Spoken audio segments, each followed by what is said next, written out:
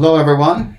My name is Paul Grilli, and I am delighted that the organic people have asked me to participate in this course that Elena is offering. And I'm especially thankful to Elena for inviting me to present to you just these brief few words before the course starts. The course is focused on being at ease or being at comfort. And I think Yin Yoga is particularly well suited for this task. There are many forms of yoga, and they have different forms of benefit, of health, of strength, of flexibility, of endurance. And I just think the Yin Yoga approach is particularly suited for this course. Being at ease. Because I believe Yin Yoga develops a sense of introspection. And I think this is important because as introspection deepens, we slip away from being just thinking of ourselves as a physical thing. And we slip into those energetic and emotional aspects of us, which are sometimes buried beneath physicality. Yin Yoga is a physical practice, of course, but because you can sink into a pose and relax your muscular effort and focus on what you're feeling, it becomes more than what we think of as typically physical. Every yin posture has a target area. A forward bend you're going to feel in your back or in your legs. And I believe the essential thing when you are practicing or when you are teaching is to explain to a student or to focus your own mind what are you feeling in the target area of the pose.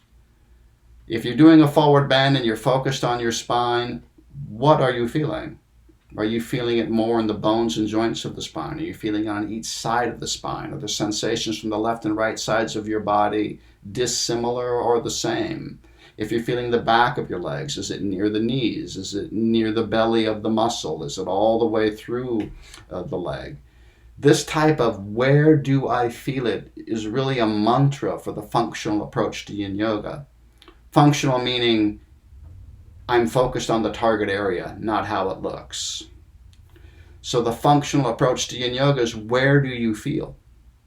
And you're doing a posture for 2, 3, 4, maybe more minutes. There's plenty of opportunity to notice and observe things in your physical body that maybe you haven't had time to notice before. That the sensations in your back slowly change as the minutes go by, or the sensations in your legs or other muscle groups are changing as you're doing the pose. This is vitally important because it becomes innately interesting.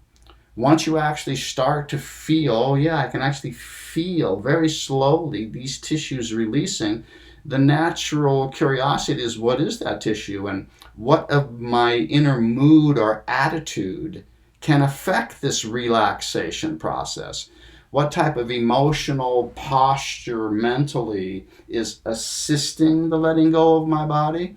And what type of inner dialogue is restricting the releasing that could be happening in my body?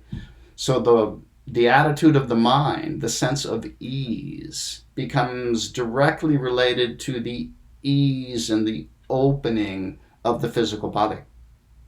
And that's just during the practice of the pose, the active phase of doing a forward bend or a backward bend.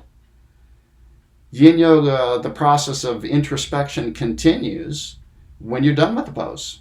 And then you relax on your back or some other restful position. Now you're not stressing the tissues the way you were in the posture and feeling what that stress does.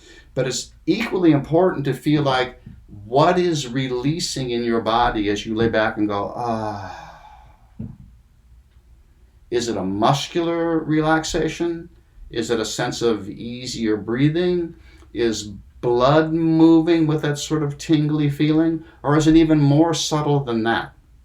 If after the first flush of muscles relaxing, blood flowing out again, there's still a sense of energy moving. And this requires more subtle proprioception. There's a sense of tingling or heat or warmth. Sometimes it's the opposite of warmth. It's sort of cooling. whatever it is, it spreads out from the target area and slowly dissipates. It spreads out from your legs and into your torso, or out from your back and into your head, or out of your head and down out through your arms. However the energy is flowing after you've released the pose, I encourage you to follow that sensation. That following the sensation of energy moving is just as important as following the sensation of what you feel when you're in a pose. These two things should not be seen as one's more important than the other.